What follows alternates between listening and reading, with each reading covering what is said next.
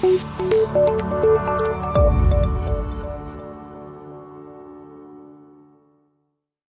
Council meeting to order. Pastor Bean, would you please come forward and do our prayer for tonight? Thank you.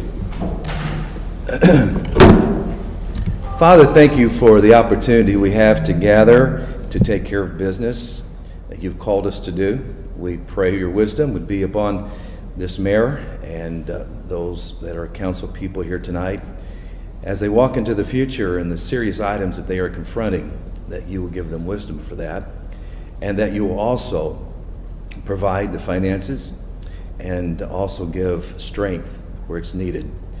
We thank you for that and also pray for our city. You'll continue to protect it and to guide us in the way we should go. We thank you for that in Christ's name. Amen. Thank you. Good to have you back, Pastor Bean. I'm sorry? It's good to have you back. Thank you. It's good to be back. Thank you. Please stand for the Pledge of Allegiance.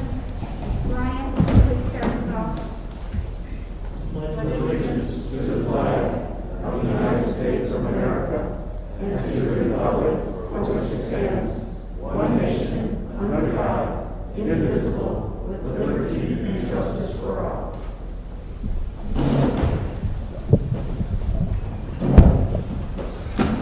Clerk Treasurer, will you please call the roll? Councilperson Alvarez? Here. Councilperson Kowarski? Here. Councilperson Geisford? Here. Councilperson Clun?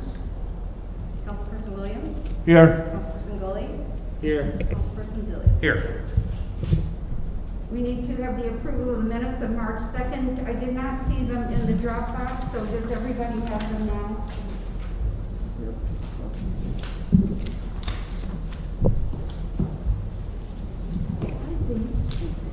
Are we missing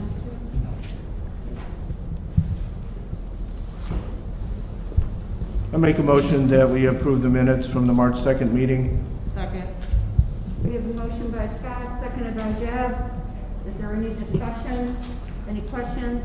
If not, all in favor signify by saying aye. Aye. Motion carries. Communications and correspondence from the mayor. I do not have any other than that, sadly, I am keeping the mask mandate. So for people who are not happy about that, I'm sorry. It's just going to take a few more weeks and hopefully we will get out of COVID. Many of you have lost friends to COVID. I have. A dear friend of mine is in ICU right now. So we are not out of it. Portage is back in the orange again. The county is in the orange, so we're going back up again. So if we just be vigilant a little bit longer, I know it's frustrating for everybody, but please bear with us so we can get out of this and enjoy our summer. Thank you. We have the clerk treasurer's report. I don't have anything this one. Reports from city officials. Fire Chief Wilkening.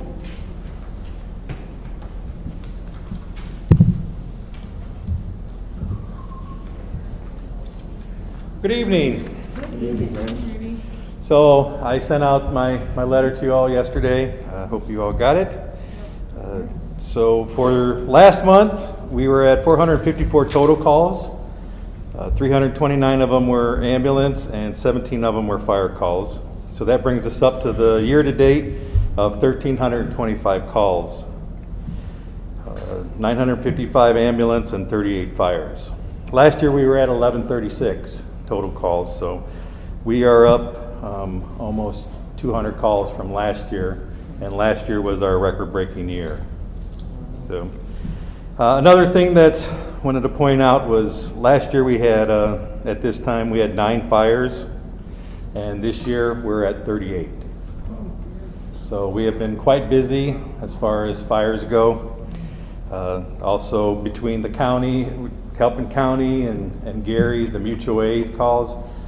The past 2 months, I think I've seen just about every fire department in the county. We've all been on the same scenes, so it's been a crazy couple of weeks. So hopefully Randy, it settles down a little bit. On the number of fires, have they all been just from residents being careless? I mean, that's a big increase. What has caused that? It's a whole slew of things. I mean, we can't really pinpoint on one thing, because if we could, then that'd be great. We could just concentrate on that. But there's been careless burning, faulty wiring, you name it. We pretty much covered the gamut. People not doing very smart things. It's all over the place. So, any questions on the calls? So. Let's see, on the March 28th, we did host a blood drive at the fire station. The fire department's union, headed by Chris Crail, he spearheaded that. It was quite successful. I know Councilperson Podorski was there, so.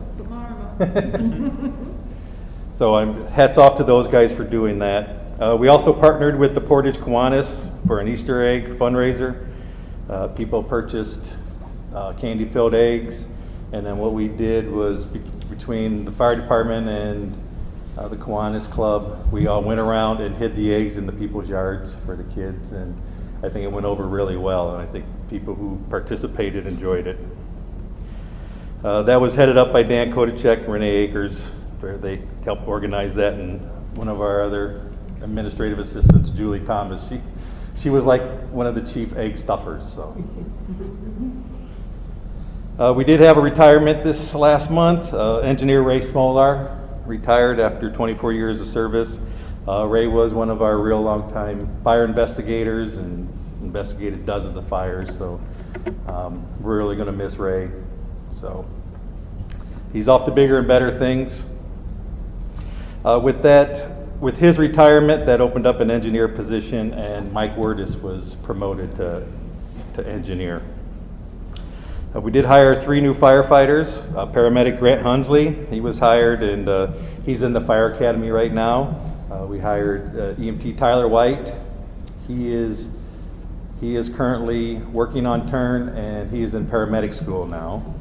And then we hired William Lundy III. So we have another legacy, and he starts on Monday. We are also still in the process of hiring one more to replace Engineer Smolar, so hopefully we'll have them processed within the next month. We're still waiting on our FEMA grants. We did apply for 2 FEMA grants, and hopefully in the next month or 2 they'll start doing those awards. So it's just a wait and see type of thing. Also, I don't know if you saw on the Facebook, our Assistant Chief Kodacek, Dan Kodacek, we're loaning him out 1 or 2 days a week to the County Health Department. Him and the Assistant Chief of EMS from Valpo are going around doing the COVID vaccinations to all the shut-ins and people who aren't able to get out. So they're doing quite a few, and it's an awesome program, and we're real proud to be able to participate with that. Who did they contact, Randy? Because I had someone ask me today, they have a relative that is homebound and can't get out, and they just wanted to get the Johnson shot so they wouldn't have to take this person out twice. Right. And I said, why don't you call the fire department, because Chief Kodacek is doing shots. We're partnered through Porter County Health Department, so the health department schedules all of that. Okay.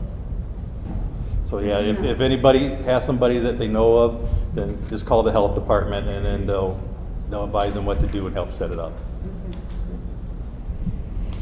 And then finally, I think, well, knock on wood, we do have, all of our vehicles have been repaired and up and running, and we haven't had to borrow anything, so we're good for now. So I thank all of our people that helped out to keep things going and never missing a beat. So unless you have any other questions, Good job. enjoy the weather. Be safe. Thanks, Randy. Amy, I know Amy's speaking for the parks tonight. Yes.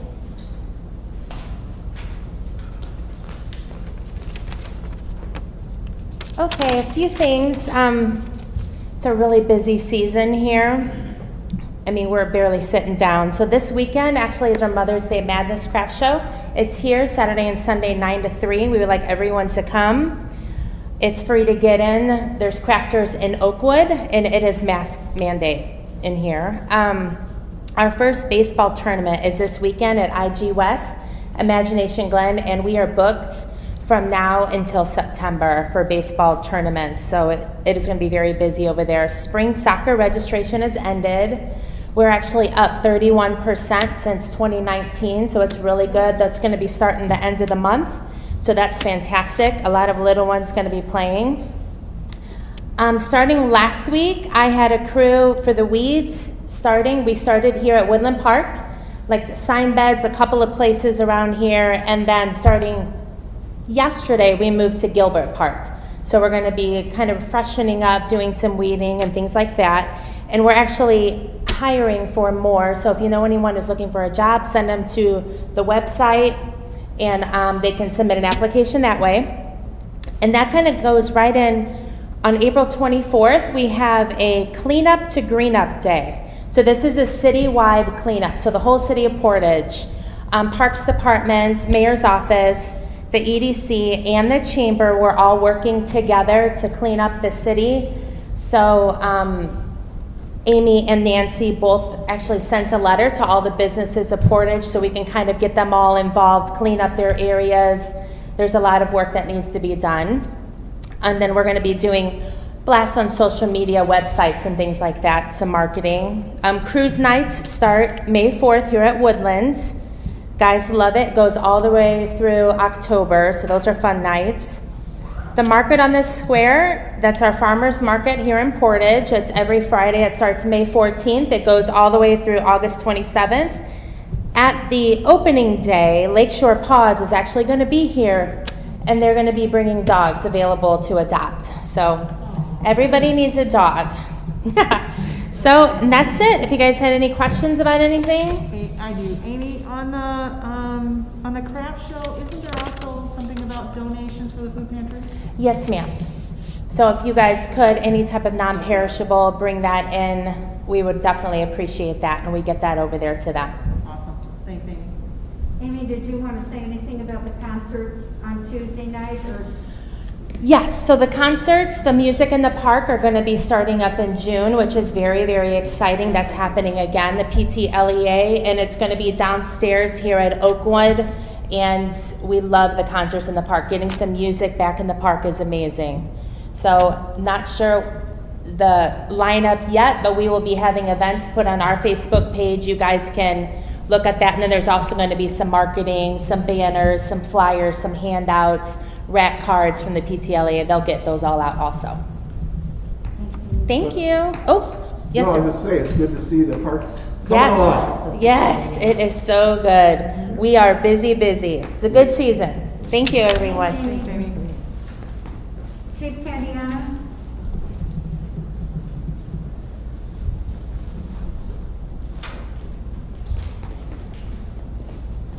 Good evening, everybody.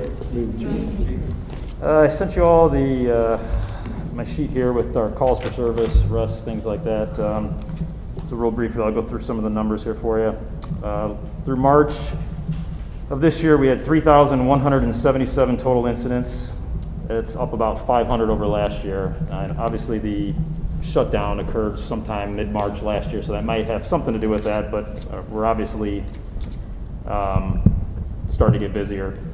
So incidents per day, that comes out to about 102 per day, what we were running through in March of this year. Last year was only 84.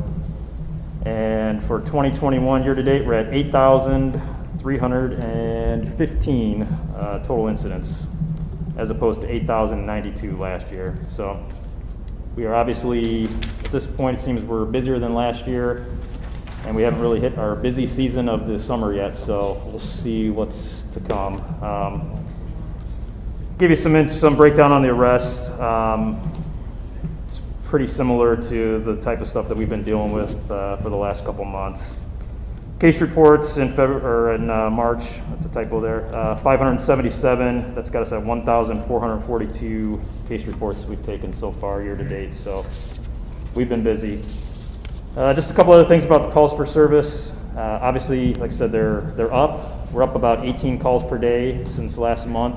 So I'd like to say that's because of the weather, but I think it just got warm this week, so we just seem to be getting busier. So, and as with the last couple of months, domestic battery, welfare checks, mental commitments, overdoses, narcotics arrests, alcohol-related things, that's pretty much what's taking up a lot of our time. You can see we did 84 welfare checks. Those are ones that we did just on our own.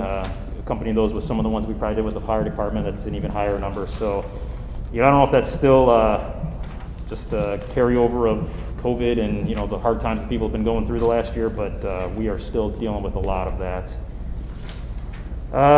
And then unfortunately we had 2 more officers assaulted this month, so we have 6 total. We're averaging 2 a month. And unfortunately one of the officers is out indefinitely with an injury, so hoping that we can get her back at some point, but she's going to be out for a while. So that kind of brings me to staffing. In the last month, we lost 2 officers, one to a federal agency and one to a job outside of law enforcement. So sadly, right now, our staffing levels we're in pretty dire straits here. We're currently running with 9 officers short in our patrol division. When we're at full staff, we've got 48, so we're running with 39 right now that are answering the 3,177 calls. We have 3 officers that are currently at the Northwest Indiana Law Enforcement Academy until late April. Then they'll go through their field training. Hopefully they'll be released to solo patrol sometime in the summer. We've got 2 officers that just began their field training, but they haven't even gone to the academy. They're due to go in August, so they probably won't be released for solo patrol until the fall. We've got 2 officers that need to be hired to replace the 2 that resigned. We've got 1 that's out on workman's comp with the injury that I just stated, and we've got another one that's out with an extended major illness. So, and then lastly, we have 1 more that's leaving, I believe in August for what sounds like it's going to be a year or more deployment for military. So we're in a little bad shape, but we're hanging with it. We're answering the calls. So on the good news, we did do 338 hours of training so far this year. And I'm kind of excited about this because, due to our budget constraints and things, we've been trying to be team players here and watch the money. We found kind of a way to find a lot of free training through grants and different things. So we're sending 2 crash investigation officers to a crash school. We found grants to pay for all of that. We're doing standardized field sobriety training. Basically, we have new officers that need it, and then you need to recertify every couple of years. We found a way to partner with some other agencies and do some of that in-house. So we're going to get everybody trained up on that for free. There's a breath test recertification and certification that needs to be done. We found some money through the Indiana Criminal Justice Institute. We're getting a bunch of officers that are going to get certified on that at no cost to us. And then lastly, we're going to do a combination day. We're going to take the crews and do like all kinds of training in one day thing. De-escalation, tactical first aid, kind of a use of force, shoot, don't shoot type thing, physical tactics, etc. We're going to be partnering with some other trainees and our own. We're going to do that all through our own department. That's not going to cost us a thing. So I would look to see those training hours go up even further in the next couple months at no cost to us or the city. So I'm pretty proud of that. And then very lastly, I always like to end with some good things here. We had a call a couple weeks ago, responded to a call of a subject having a mental health crisis. At the time, it was believed there was a possible threat to the public and the subject. A lot of unknowns, unknown weapons, unknown what the state of mind was, just that we were requested to check on this person because of some comments that were made. So our SWAT team responded with our negotiators and the patrol crew that was working at the time, and they were able to talk the subject out of the house without incident. And the reason I bring this up is because law enforcement, especially in the last couple of years, we've been criticized a lot for handling of mentally ill subjects and things. And this was an instance where we arrived. We obviously had the SWAT team and all the officers there, but we went through the negotiation process, all those things. He came out of the house, got him the help he needed, and there was nothing. That was the end of it. So I like to recognize everybody that was involved in that day. So that is all I got. Mike, just two quick questions on staffing for you. Are you thinking about doing an emergency hire to replace? So we've still got 4 on the list. We're going to hire the 2. We've got 2 that are going through. I think they're perf a pension board, all that approved. So it's just a matter of getting them actually in the door once all their stuff is done. So we're going to we'll be at full staff with number wise, other than the ones who are injured or sick, but they're just not really fully usable to us until probably the fall. Yeah, so it's just been a chain of events where we've lost officers, and although we've had luckily we had a deep hiring list, and so we were able to hire, but it's just the process. None of them have experience, none of them have the academy, and so it's 9 months or so to get them through that. So if something were to happen moving forward, then that's probably an option, but we've still got, I believe, 2 on the list that would be the next ones to call. So. And when are we going to start putting together the next list? So we were talking about that. We're probably going to start doing that probably May, because that list, the current one I believe expires in November, but with only 2 on it, and the way things have gone, I don't want to be left holding the bag with nobody. So we'll probably start sending out apps again at the end of May and going through that process, so that at least we'll have another one coming up as the other one's ending. And those 2 may take jobs. There's no guarantee that they'll be around when we need them, so it'll be time to start another list. And then last for me, with being short in patrol right now, do you all take like SROs on the weekends when they're not in schools, or detectives and offer overtime for them to go out on the road to help fill those gaps? How do we handle that situation? So what we're doing right now is we've been pretty decent. We haven't had too many shortages right now. We have a minimum manpower standard. Right. Obviously, if we drop below that, then we've got to pay overtime and have people come in.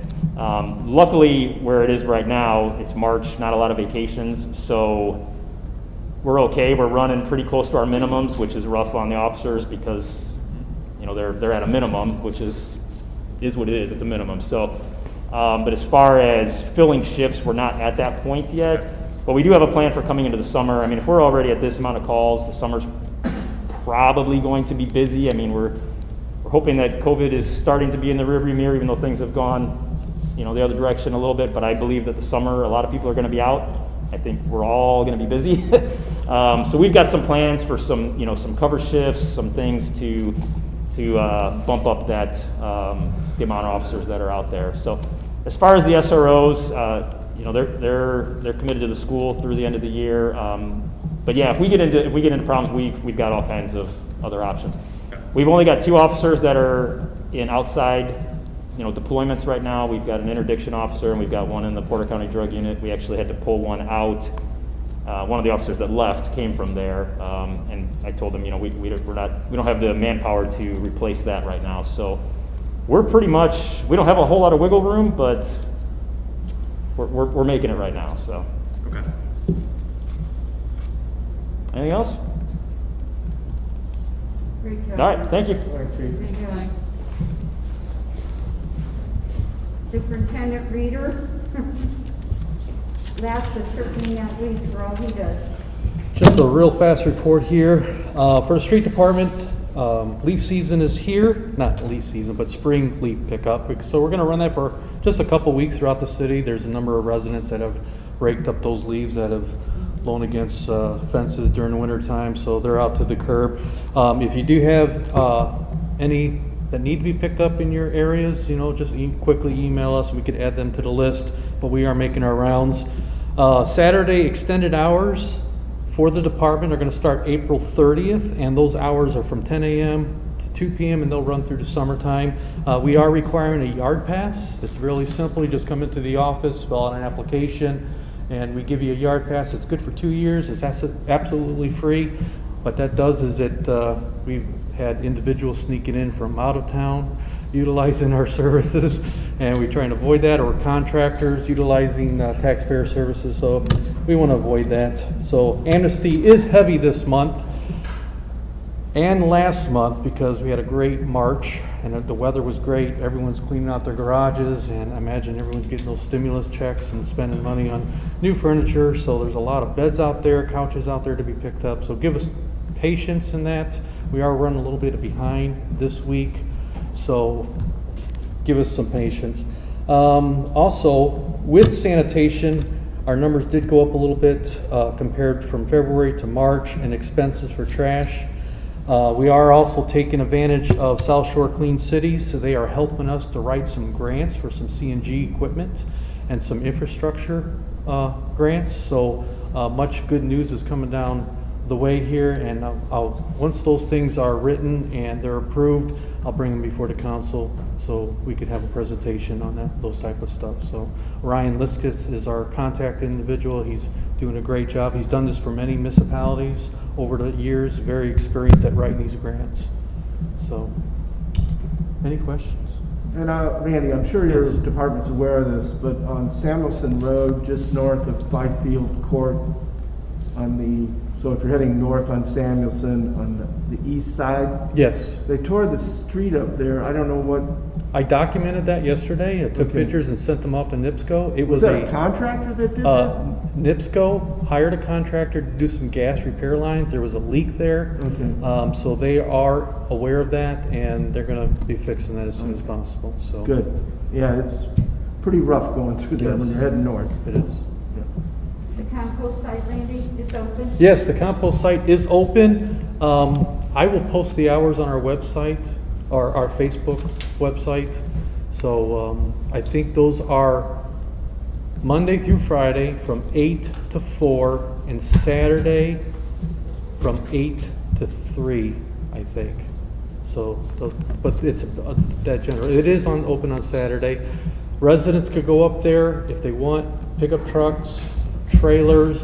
They could get as much compost as they want. We have approximately 3,000 cubic yards sitting on the site. So, and those were last year's leaves and grass clippings, and it looks like, you know, it's compost. And the county does a great job in maintaining that site up there. So very good. Residents can also take limbs there as well. I had a concern, Superintendent Reeder. So on Willow Creek Road northbound, there are some manhole covers that are recessed that have become hazardous to people's cars when you hit them. I recall about 2 years ago, before I joined the council, we had a gentleman, a concerned citizen, who addressed the council in regards to the same situation in front of the YMCA. There was a manhole cover that was recessed, and every time you hit it, you said boom, and it, you know, it can be troublesome for people. Well, the same situation is going on the northbound Willow Creek, the northbound lane of Willow Creek, at the northwest entrance to Meyer, the entrance to First Source Bank, and to Willow Creek Plaza South. Meaning there are about 4 of them. And I know there is a criteria as to what has to be done, or what level it has to be in order for something to be placed in there to raise it up. But, you know, I hit it today, and I'm sure thousands of cars hit it every day, and I'm sure they think it meets the criteria. So I was just wondering if you could look into that, or a department could look into that, and see if we could resolve that. Yes, I'll look into that. I appreciate it. Thank you, sir. Anything else? No, thank God. All right. Thank you. Did I miss anybody? Everybody should have gotten written reports today from, like, AJ, who was unable to attend, so if you check your mailbox, it should be in there. I don't have any unfinished business, so moving on to new business. Council President Zilli, do you want to move on with your resolution? Sure, we have Resolution 21-3, support of HR 842. Brian, can you go ahead and read that? Yeah. Resolution 21-3, resolution by the Common Council of the City of Portage, Indiana to support HR 842, protecting the right to organize, PRO Act. Whereas our nation and state depend on a strong middle class to drive our economy, and whereas unions built the American middle class, and whereas when workers join a union or organize a new one, they are demonstrating the power of collective action as a balancing force for the benefit of their interests as working people. Whereas workers are organizing, mobilizing, protesting, and striking at levels of intensity not seen in our labor movement for decades, and whereas our current labor law gives employers too much power to impede workers trying to organize with their coworkers, and whereas House Resolution 842, protecting the right to organize, PRO Act, will remove many of these barriers to organizing and make it easier for workers to join together in unions and negotiate a first contract. And whereas the PRO Act will protect strike and protest activity that gives workers the economic leverage by allocating secondary boycotts and prohibiting companies from hiring permanent replacement workers during strikes. And whereas the PRO Act will define a process for reaching a first contract, even in so-called right-to-work jurisdictions. Now therefore be it, and is hereby resolved, the Common Council of the City of Portage, Indiana, as follows. Resolved that we extend our support for HR 842, protecting the right to organize Act, and be it further resolved that we call upon United States Senators Mike Braun and Todd Young and Congressman Frank Mervan to also support HR 842, protecting the right to organize Act, and that a copy of this resolution be forwarded to Senators Braun and Young and Congressman Mervan. Passed and adopted by the Common Council of the City of Portage, Porter County, Indiana, on the 6th day of April, 2021. Make a motion to adopt. Second. We have a motion and a second. Is there any discussion? I won't go into too much of what the act contains. It's been around for a couple of years now. This is the second time it's making its way through the House. I will just say from my own personal experience, coincidentally, I got my 10 years of service today for being a UAW member, and to just be able to speak to the transforming power that unions have to lift up workers. It has radically transformed my life to be a member of a union. And legislation like this can be transformative in helping to give unions the tools to be able to bargain for better contracts for workers. Think back to the 30s and what the Roosevelt administration was able to do with the Wagner Act was transformative to building the strong economy that America had in the 40s and 50s and 60s.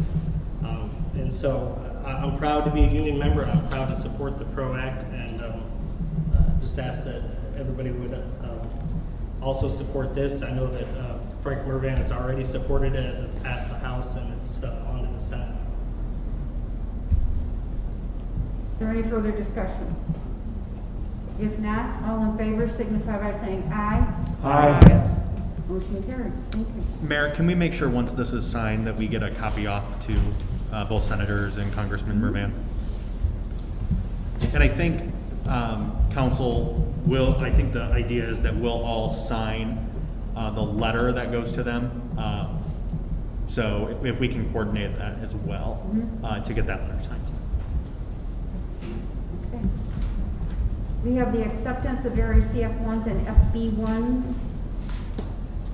Do you mean to? Yeah, did we receive those, Nina? Yes. Okay. Yeah, can you read each of them off, and then I think there will be something. So there is Fair Alloy Corporation, True Power Properties, Portage Diversity LLC, Ingredients Inc., Janet Tipple, Marine Shores, and Joan Anderson Smith for 21 AW22, one Marine Shores also. Okay. I'm going to make a motion that we send these over to the ordinance committee to review. And I'd like the ordinance committee to start reviewing these. For CF1? For the CF1s, yes. Do we need to approve them, right? Well, I don't know what's been done in the past. Well, if we don't approve them or take action on them, then they are deemed approved. Right. I think the intention is we want someone to start looking at, especially the not the homeowner ones from Marina Shores, but what companies are telling us that they will do because of the abatement. Are they living up to those promises that they're making when they're given the abatements? We haven't really been studying that. Nobody's been looking at that in years. I know Scott will remember this. We talked about doing this 4 years ago, creating a committee. Sue was on the council at the time. I think the ordinance committee has expressed interest in reviewing these and just seeing every one of these that comes through. Can we start having those come to the ordinance committee? Sure. I will say too, not all of them in the city, they go straight to the auditor. Right. So how are you going to review those? So when they go to the auditor, they come to the city at some point, right? Not always? Dan? We can ask him. Yeah, I think maybe, yes. The auditor isn't as concerned with reviewing these as she is 322s. So I think that we can give her to send them home. When she gets them, we just let her crank them out of here. Well, then we'd have to also get them from the assessor. The assessor for personal property. Right. I think the intention here is to just check the abatements, make sure that they're living up to what they had promised. If you said you were going to hire 20 employees and you only hired 1 employee, the council can take action. We can revoke an abatement.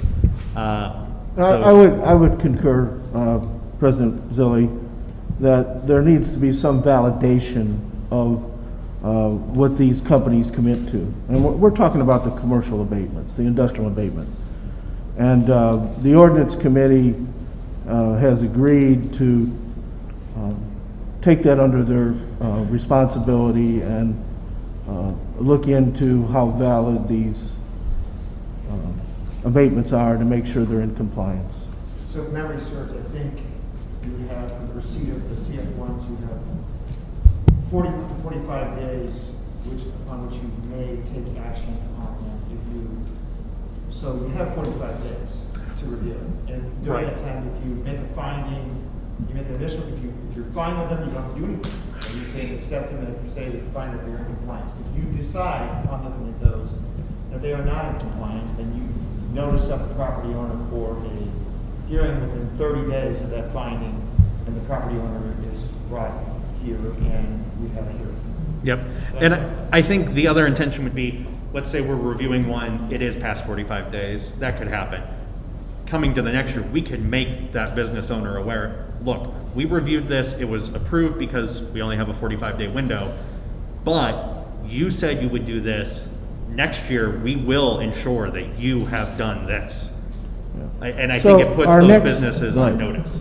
President Zilli, our next ordinance meeting would be the first Tuesday of May, which is that the 2nd? I think maybe I don't have the calendar in front of me. I think you're right. Would that be soon enough to look at these, Attorney Whitten, or should we have a special meeting? I don't know what they received. I got some today. Those would be fine. Okay. So is it 30 or 45 days of receipt by the city or by the auditor or the assessor's office? By us. Okay. It's May 4th. It's May 4th, Scott. May 4th? 4th. Okay. All right.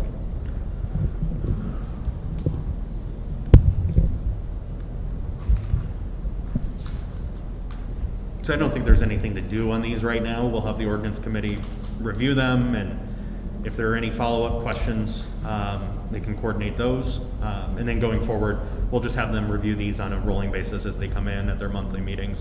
But just to give put somebody's eyes on these to make sure that they're living up to what they said they would do. Yep, makes sense. Okay, moving on to the public hearing for the resolutions of the waiver of non-compliance, Colin. Yes. Scott, can you go ahead and take resolutions 21-9, -10, and -11 for lot 75? Yeah, I'd like to say. Yes, Attorney Whitten, please. You don't mind? No, I don't mind at all. I'm not going to go up here because Yeah. I'll be talking to you guys.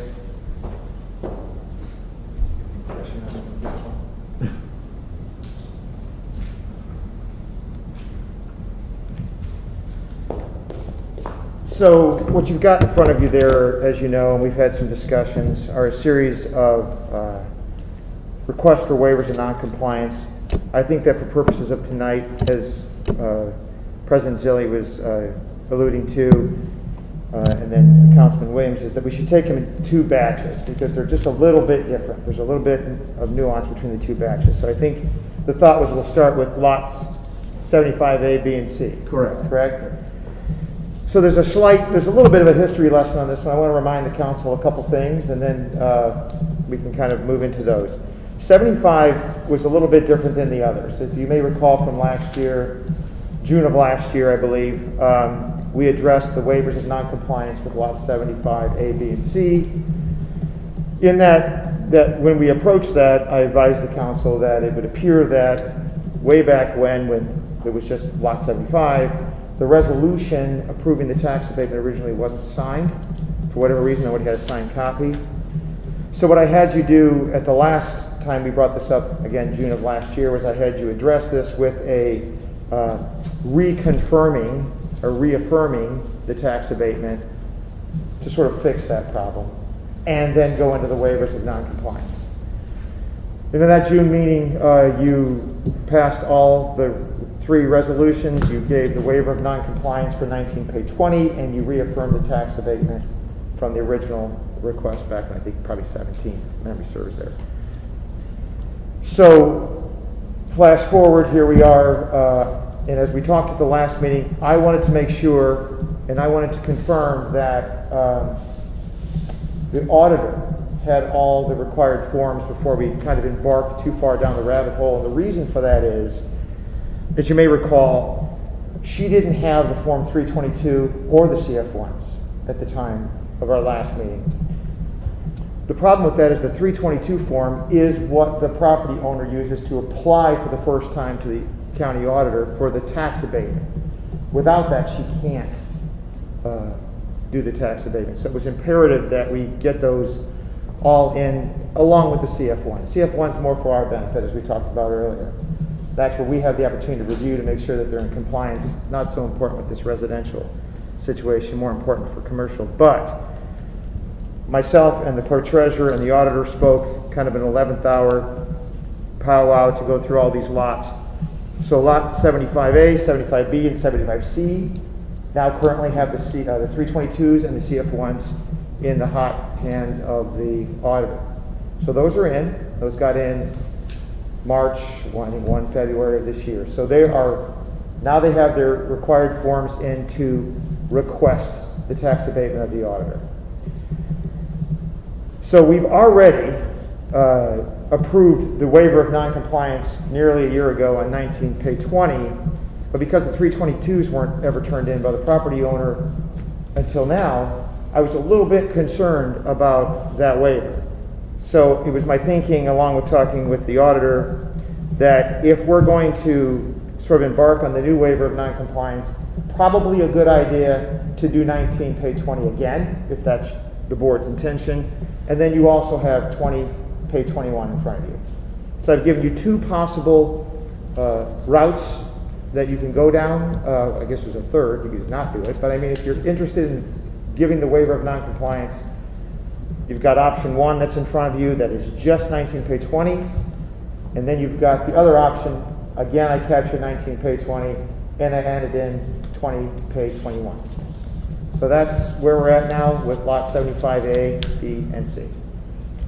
All right, thank you, Mr. Whitten. If I may, President Zilli, I'd like to make a motion regarding lots 75A, 75B, and 75C, and those include addresses at 6107 Dune Harbor Drive, 6109 Dune Harbor Drive, and 6111 Dune Harbor Drive. That we grant a waiver of noncompliance for tax year 2019 pay 2020 and for tax year 2020 pay 2021. So that would be option 1.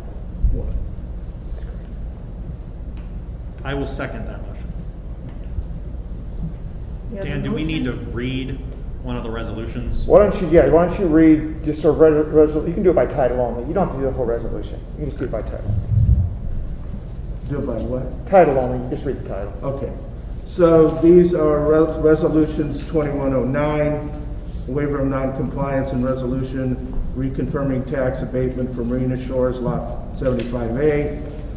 Resolution 2110, waiver of noncompliance, and resolution reconfirming tax abatement for Marina Shores Lot 75B.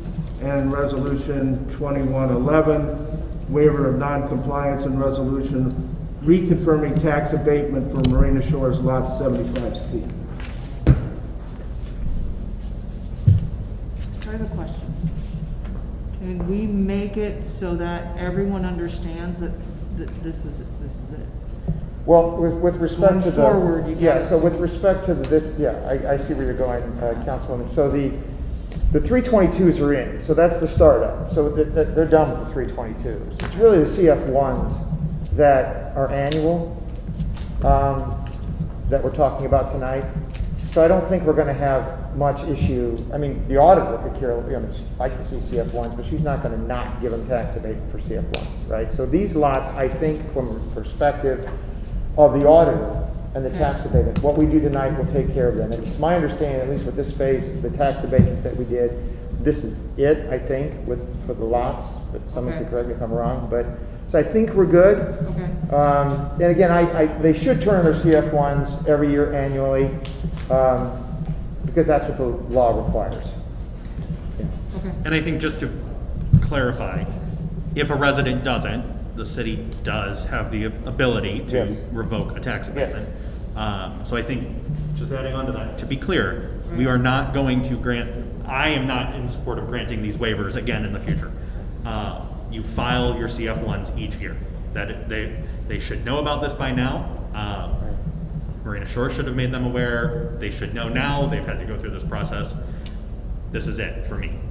One, as a condition, not to beat a horse here, but a condition of the waiver is that they continue to do that. So Right.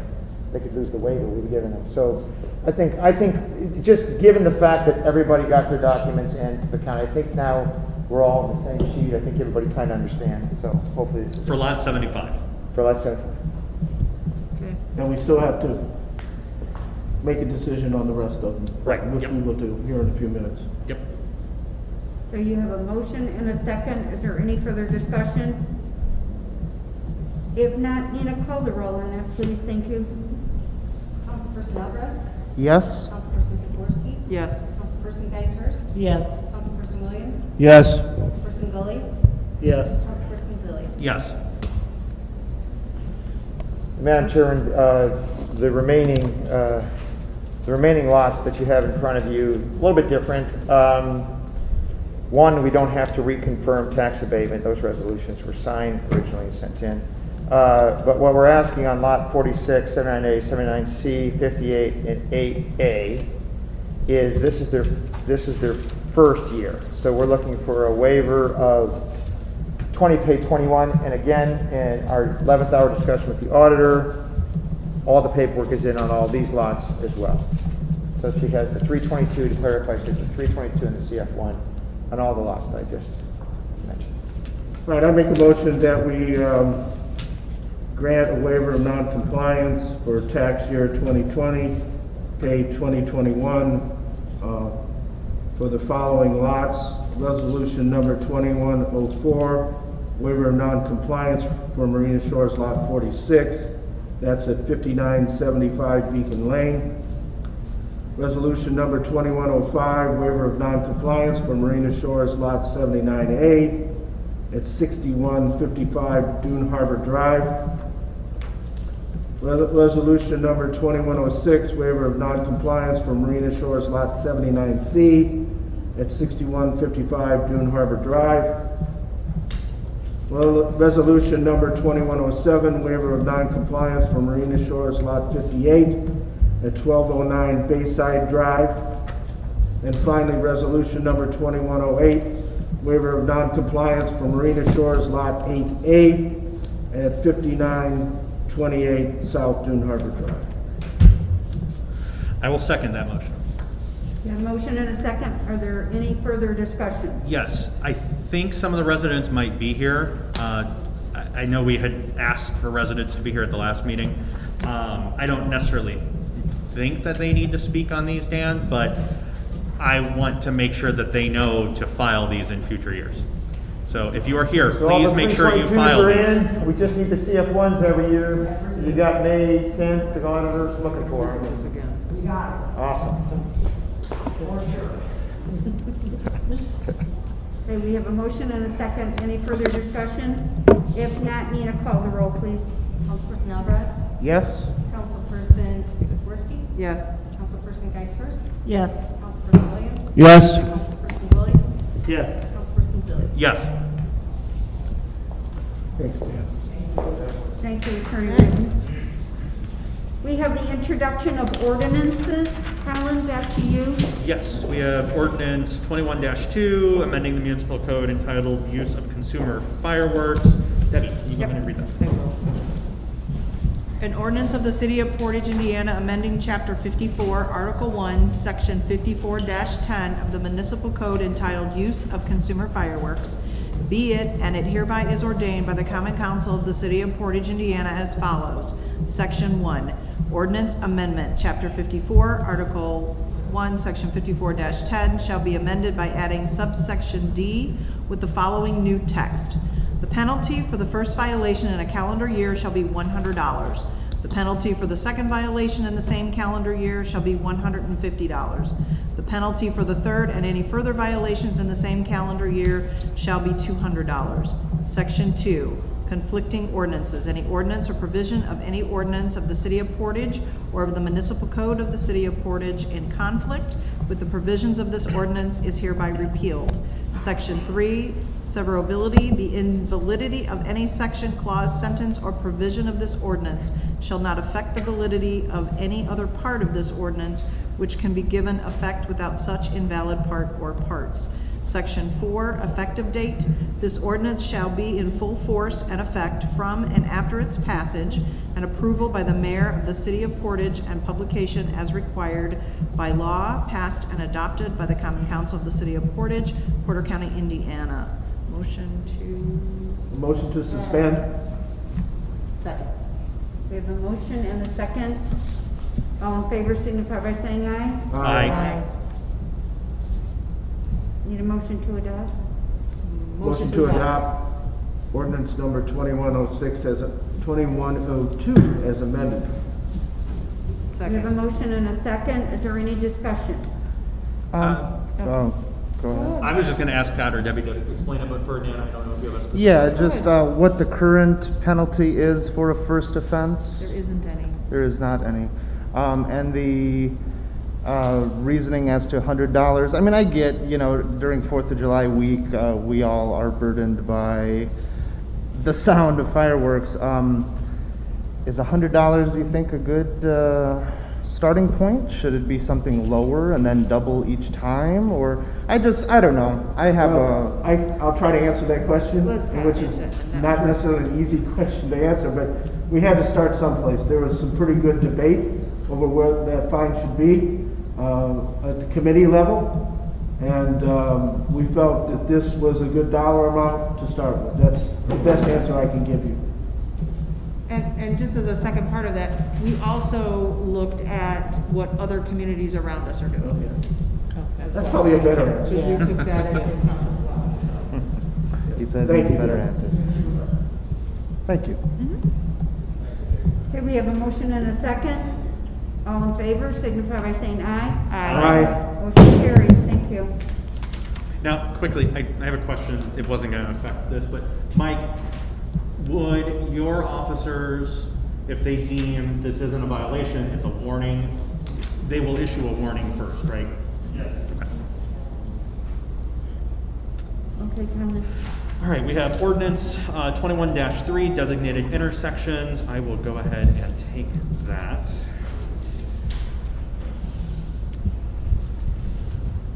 Ordinance 21-3, an ordinance of the City of Portage, Indiana, amending Chapter 78, Article 11, Section 78-409 of the Municipal Code entitled Solicitation in Designated Intersections Be it and it is hereby ordained by the Common Council of the City of Portage, Indiana as follows. Section 1, Ordinance Amendment, Chapter 78, Article 11, Section 78-409 shall be amended by replacing the existing text in its entirety with the following new text. Solicitation shall be allowed in the designated intersections upon application for a permit before the Board of Works, provided, however, that no person under the age of 16 shall be allowed to solicit in the designated intersection. No more than 4 participants shall be allowed in the designated intersection at a time. All participants must wear reflective safety vests at all times and must further wear clear and visible identification as to whom they represent. The Board of Works shall approve the size of any signage used. The Board of Works shall set the start time and finish time of any solicitation, and in doing so may take into account the traffic conditions and available daylight during the duration of the solicitation. In the event weather conditions are inclement, which would impact safety to the solicitor or solicitors and the public, the duty falls upon the solicitors not to engage during such inclement weather. The Board of Works may also further limit or require all participants to act in adherence to protocol and restrictions per any public health emergency that exists and has been declared by the governor under his or her executive powers, or by the state or county Department of Health or the mayor of the city of Portage. The permit issued by the Board of Works shall be valid no more than 15 days from the date of issuance. Let the record reflect this has been read in full. Motion to suspend. Second. We have a motion and a second to suspend. All in favor signify by saying aye. Aye. Motion to adopt. Second. We have a motion and a second to adopt. Is there any discussion? I will ask the same of the ordinance committee, if you wanted to explain just where this came from and why. Well, it actually came really from the Board of Works. Right. Because there were things missing in the ordinance, and obviously with the pandemic that we've had and the ages and where, and making sure that they're safe and that the people coming in contact with them are safe. So that's kind of how we put it together. If I may add to that, the Board of Works was concerned about just carte blanche granting an organization the ability to solicit. If COVID issues arise again or situations get worse, there was no clause in there about inclement weather. So we just wanted the Board of Works wanted the ordinance committee to tighten it up, present it to the council for consideration. I think another thing the Board of Works was concerned about is that sometimes it's not clear who is collecting that money. Exactly. And so I think that they should clearly identify who they're collecting for, not just say food pantry. There are several food pantries in the area, so at least it should say Portage Food Pantry or whatever food pantry. Just identify themselves. So good point there. Yeah. We have motion and a second. Is there any further discussion? If not, all in favor signify by saying aye. Aye. All opposed? Motion carried. Okay, we have ordinance 21-4, amending the municipal code entitled Designated Intersections. Ordinance 21-4, an ordinance of the City of Portage, Indiana, amending Chapter 78, Article 11, Section 78-408 of the municipal code entitled Designated Intersections. Be it and is hereby ordained by the Common Council of the City of Portage, Indiana as follows. Section 1, Ordinance Amendment. Chapter 78, Article 11, Section 78-408 shall be amended by deleting Willowdale Road under subsection 1 and changing the intersection under subsection 1 to Central Avenue and Hamstrom Avenue. Let the record reflect this has been read in full. Motion to suspend. Second. We have a motion and a second to suspend. All in favor signify by saying aye. Aye. Motion carries. Motion to adopt. Second. We have a motion and a second. Is there any further discussion? If not, all in favor signify by saying aye. Aye. All opposed? Motion carries. Thank you. Okay, we have ordinance 21-5, ambulance fees. Gina, can you please read that for us? Sure. Ordinance number 2105, an ordinance of the City of Portage, Indiana, amending Chapter 78, Article 11, Division 2, Chapter 38, Section 3838 of the Municipal Code entitled Fees. Be it and hereby it hereby is ordained by the Common Council of the City of Portage, Indiana as follows. Section 1, Ordinance Amendment, Chapter 78, Article 2, Division 2, Chapter 38, Section 3838 shall be amended by replacing the existing text in its entirety with the following new text. There is an established the following fee schedule for the use of ambulance service. A charge of $1,150 for each transportation of an individual requiring basic life support service, BLS. B, a charge of $1,500 for each transportation of an individual requiring an advanced life support level 1, ALS 1. C, a charge of $1,800 for each transportation of an individual requiring advanced life support level 2, ALS 2. D, in addition to the flat fees described in the above sections A, B, and C, each individual transported by the ambulance service shall be charged a mileage fee in the amount of $17.50 per mile. The mileage fee shall be assessed on the miles traveled from the location where the individual is picked up by the ambulance to the hospital or medical facility where the individual is being transported. E, a medical service fee of $250 shall be collected for each incident where 1, ambulance service is requested by or on behalf of a patient. 2, a medical service is provided by an emergency medical personnel. 3, the patient refuses ambulance transport. And 4, the fire chief determines such services are beyond the scope of non-transport assistance normally provided without charge.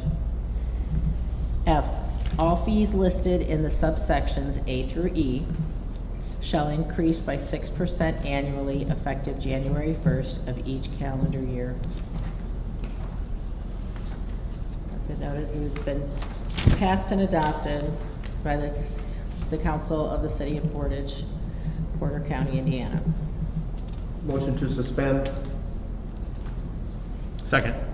We have a motion and a second to suspend. All in favor, signify by Quickly, saying aye. before we vote on the suspension, Dan, can we discuss the ordinance before we suspend the rules to decide if we want to suspend the rules and pass this tonight? Okay. Can we have Fire Chief Wilkening Absolutely. explain this? Because I know they've been working through this for quite some time and went to ordinance committee on it. Yeah. But it'd be helpful for the full council to hear that. Yes, we hadn't had a rate increase in quite a few years, and with things coming to light, with expenses that are going up, medical supplies, monitors, cots, everything that we use is all going up, and it's gone up even more with COVID. I mean, it's so hard, it's a fortune just to get gloves now.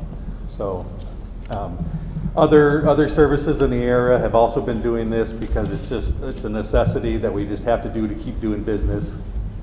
So the rates that we chose were in line with everyone else that's been doing it around the area. So, Randy, just a few questions. How much of an increase is this from the current rates? You have them.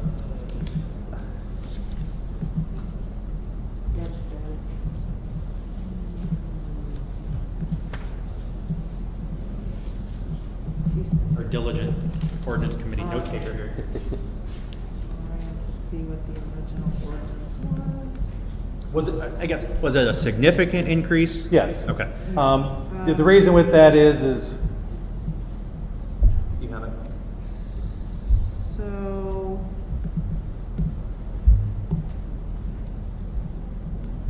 A was originally, I believe, well, the original ordinance was 500, but I think it had been increased after that, to 700. Am I about right? From the 1150, it was 700 before that? That, I think it was a little bit, the basic, the basic was, the I think, basic, that. yeah, so- that would be the BLS. The BLS was 500. Right, but it had been increased. Yeah, that's, yeah. Because It had been getting, because the- it had been getting increased, small increments since the original ordinance was written because of the percentage increase. Right. So there was a percentage written in. Yes, there always was a percentage increase since the last ordinance was And written. 3% annual. Yeah, so I believe it was like 7 to 11, and then from 11 to 1100. ALS 1 was like 1100 to 1500. Right. And then it was like 12 or 1300 ALS 2 to 17. Yeah, but what we found when we met was that other departments that surround us were already even higher than that. So we were not in line with what was going on around us. So this was a way to hone on that, hone that in and make it uniform across the board. Thank you. So on the mileage fee, is this new or? did No, we we've just always do- had a mileage fee. And how much was the old mileage fee? I remember this, I barely, I was walking in at the end of the I ordinance. believe our last one was, $10 was what it was originally. well, but and that then was it increased, so I believe it was about 13. Okay, so it's about a $4 increase on that. Last question for me.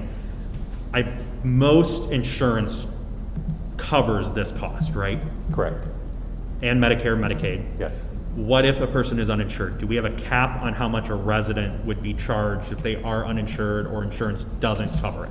I do not believe so. That's through the, Have you seen that anywhere else, that they cap it for those that are uninsured? not that I know of. And there was nothing in the original ordinance at all.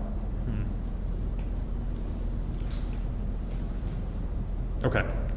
I'd just like us to look into whether or not that is something other departments are doing, because this is a significant cost for those that are uninsured. And I mean, that's a shrinking population, I know, but we do have a lot of people uninsured in the city, especially in times of COVID. They lost their job, they might have lost their insurance, they may not qualify for Medicare or Medicaid. So I think it's something that we should look into, ordinance committee or you all, if Well, other I'll talk cities are with the doing that. clerk's office because they're the ones that do the billing, so. Right, if there are caps that other cities are putting in place for that, an out-of-pocket cap for those that are uninsured, or just if your insurance doesn't cover it. I mean, your insurance could transfer you to the wrong hospital, or we could take you to a different hospital and your insurance doesn't cover it. Well, like Medicare and Medicaid, they're like 2 years, Nina, right? But maybe, I think they're about 2 years behind, so this rate increase for Medicare or Medicaid won't even come into effect until, they probably won't approve that for the next 2 years. They're that far behind. So, and then, so what Medicare approves, that's what they take. Okay. I'd just like to comment, I know that seems like a substantial increase, but, the ordinance committee obviously had again, a lengthy discussion with Chief Wilking and felt that we needed to do something to bring our city in line with other communities. And for that reason, we didn't, and because of the increased cost of operating the fire department, particularly EMS, we felt that the increase was justified. That leads to my question, Chief. We say that other municipalities have increased their rates in response to COVID. Do we know which particular municipalities have increased their rates and by how much? It's not just specifically with COVID. It's, like I said, it's been 7-8 years, I believe, since we've actually had a rate increase, a substantial rate increase. I know for a fact that Lake Station and Hobart just did theirs. I believe Valpo is working on theirs. Burns Harbor is the other one. So, and the private ambulance service, if they come in, I know they're above $2,000 per run. So, with the municipalities that they do. So, and then again, if we have to call one of those ambulances for mutual aid, then the citizen is going to get billed their rates. Thank you. I have a question regarding the patient refuses ambulance transport. Yes. What happens if, like, say for instance, my kid fell on a bike and somebody called an ambulance automatically and they didn't need it or want it? Right. Am I This still is a concerned? special circumstance refusal. It's like an ALS refusal, so if it's a diabetic and we come there and we start an IV and we give dextrose and Okay. we do a whole bunch of things and then he refuses it and then stuff like that. A That's basic, understandable. yeah, a car crash, we get there and we say, you know, they said, oh, I hurt my arm. Okay, do you want to go to hospital? No, we have to sign a refusal. There's no Okay. billing for that. Thank you. I think we maybe, I think last year we maybe did a half a dozen of those billings. So it's a very small amount. The reason we also put that in there is because there is a push down in the House about trying to get paramedicine started in home, where you send a paramedic to the house and start doing treatment and things like that, and then with no intention on transporting. And that's a clause in there too, so if we Okay. ever started doing that, then we already have it in the ordinance and we could bill for that. Okay, thank you. Randy, Nina and I were just talking about this. Did we consider putting in the ordinance that if insurance doesn't cover the full amount that we charge, that we would accept whatever insurance pays and not charge the resident the excess? Right. I believe that's up to the city. Okay. I'm the service provider. Right. I'm not the biller. Right. I'm just giving, we just give our opinions on what it should be and what it costs. Because, I mean, even if you look at a heart monitor lasts 8 years, and it costs $30,000 to replace. So every 8 years we got to place a $30,000 monitor, and all of our engines and ambulances have one. So. Nina, do you know how often insurance isn't covering usually our full cost? A lot of often. But also another thing that causes problems is payment goes directly to the patient, so it takes us a long time to get that. To get the money. A lot of times I think it's junk mail. I've done that with my own debts. Yeah.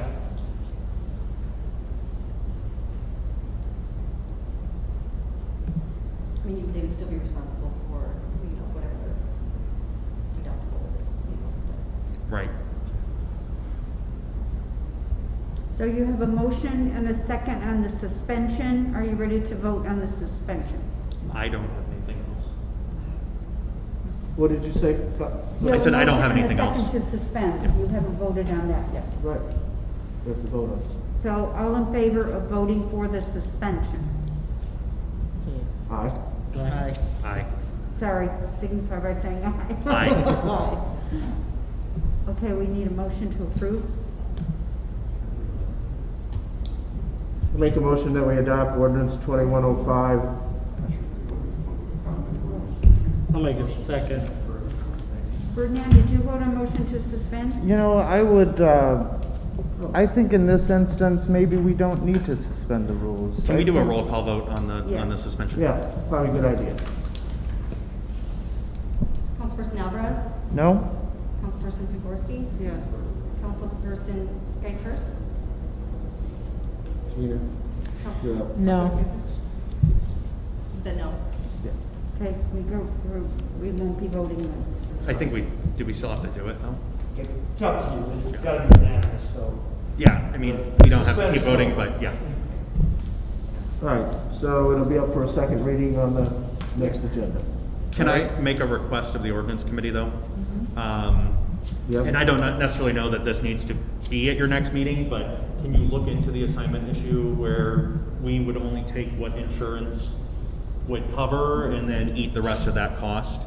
Or figure out if there's a cap that other cities are using for uninsured, just some of those issues, if we can look into those over the next month, and then come back to the council at the May meeting, and then. Can I add to that, as to those who do not have insurance, if there's a bigger discount, if they pay cash, so forth?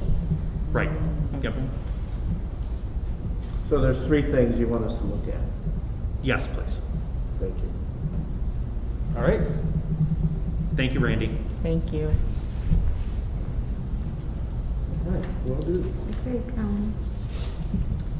All right, we have ordinance 20-06, establishment of the Portage Event Partnership Fund.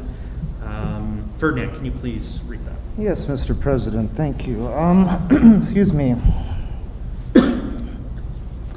Ordinance number 21-06, an ordinance establishing a donations fund for the Portage Event Partnership Committee that supports and promotes various city events.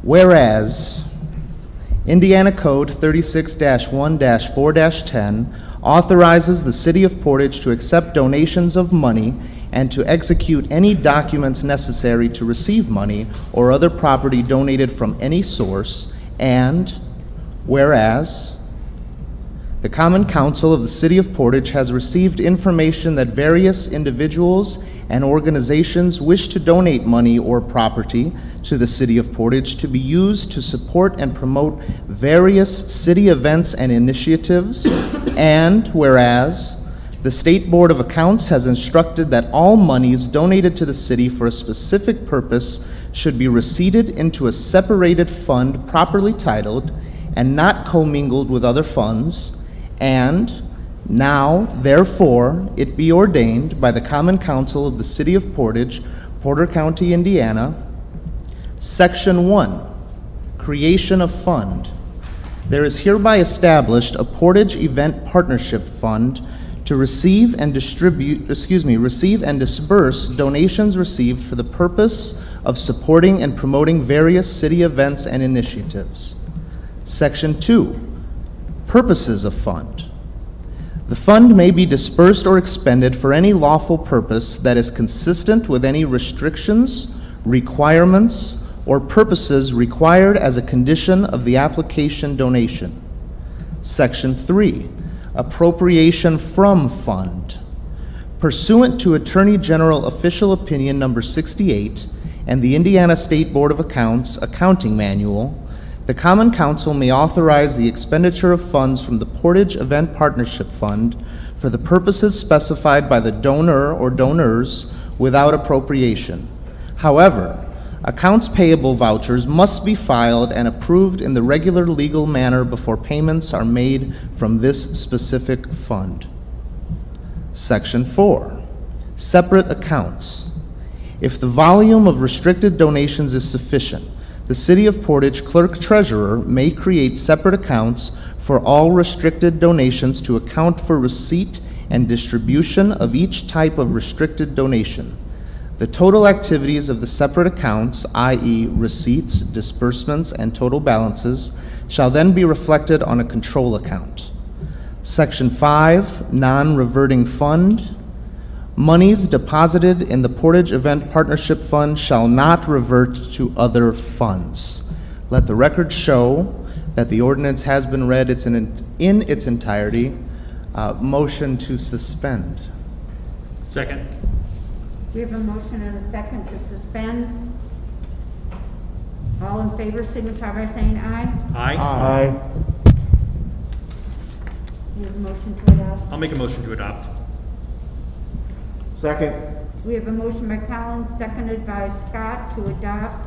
Is there any discussion? Quickly, Nina or the mayor, could you just explain why we're doing this? Go ahead, Nina. So, the old Private Portage kind of got revamped, and it's now the Portage Event Partnership. So then they collect funds for different types of projects or initiatives, events. Currently, the city's gift funds are one fund with multiple line item appropriations, which is not how it's supposed to be. It needs to have its own fund in order to account for things. What we can do, I know there's like the Hometown Heroes, and then maybe 4th of July, or different Christmas events. Then you can have different line items specific for that event, but it needs to have its own fund. Okay. Question just on section 3, so on the appropriation. So the Common Council may authorize the expenditure of funds from the Portage Event Partnership Fund for the purposes specified by the donors without appropriation. So I assume this means if somebody gives us a check for 4th of July, the Board of Works can spend that money without us appropriating it. Okay. Yes, not tax dollars. But say someone donates for 4th of July, we don't spend as much, how are we going to handle that? Stay in it for the next year's 4th of July. Perfect. And that's how we So we have a motion and a second. Is there any further discussion? Nina, you said there was an old committee that this is replacing. Was there a line item for that that's being dormanted, or is there any? No, they used to have their own account. No, they have a separate account at a bank. Right, and it wasn't even going through the city, right? No, Which is not how things should be it done. was the Pride and Portage Committee, yeah, Right. they were separate.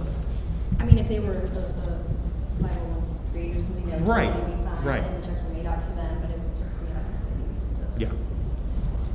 This is just a more professional Yep. way to handle that. And then we can run it. Well, and we know who donated, for It's very one. We transparent, know absolutely. where the money went. It is on our books. It's Yeah. not some outside group bringing in money and spending money without the city having spent the money. And I'm not saying the other committee did that because they Right. did basically what this group is doing, but they just had this separate account and that's how they did it. But I don't think there was anything that they did wrong. I just think that it's better to do it the correct way. Dan, question on this. If somebody donates to the city for an event, do they get a tax deduction for that? Because we're technically we're a tax exempt organization, but we're not a 501c3 charity. Do they get a tax deduction? There's a public use donation tax deduction. Okay. So this Okay, will also are there any be the further, religious- Tax letters, yeah. are there any further questions or discussion? If not, all in favor signify by saying aye. Aye. Motion carries. And then we have ordinance 21-7, amending the municipal code, section 2-176B. Scott, can you please read that for us? Ordinance number 2107, an ordinance of the City of Portage, Indiana, amending Section 2-176B of the City of Portage Municipal Code. Be it, and it is hereby ordained by the Common Council of the City of Portage, Indiana, as follows. Section 1, ordinance amendment of Section 2-176B. Section 2-176B shall be amended by deleting the requirement that one of the Common Council appointed members be an attorney, and shall now read as follows. Section B, appointment of members and chairperson. The mayor of the city shall appoint 2 members of the commission. The Common Council shall appoint 3 members of the commission. All members shall be residents of the city. All members shall have never been convicted of a misdemeanor or felony. Section 1. The Common Council and the mayor shall each appoint not less than 1 member of the commission who shall be a member of the opposite political party of the majority of the council. Initially, one appointment by both the Common Council and the mayor shall serve for a term of 1 year. The other appointments shall serve for a term of 2 years. Thereafter, all terms shall expire after 2 years. Each appointee shall serve at the pleasure of the appointing authority until his or her successor is duly appointed and qualified. Vacancies shall be filled by the appointing authority, which appointed the member creating the vacancy. A member appointed to fill a vacancy shall serve for the duration of the unexpired term. Let the record reflect that this ordinance number 2107 has been read in its entirety. Do you have a motion to suspend? No, I I think we're don't just going think to have so. this as a first reading, and then we'll bring it up in May. Just so the council's aware, this is changing the Ethics Commission. It was created back in the mid-90s and required the council to appoint 3 members, one of which must be an attorney. The problem that has been created is the attorney has been providing legal advice to the commission, but doesn't feel that they should have a vote on the commission for the advice that they've been providing. So this would remove the attorney requirement, be a 5-member citizen board. They will have an attorney that they appoint or the city attorney. So we'll bring this back up in May for consideration. Okay, that's the end of the ordinances. Do we have any petitions or remonstrances from the public at this time? Anyone wishing to speak to the council?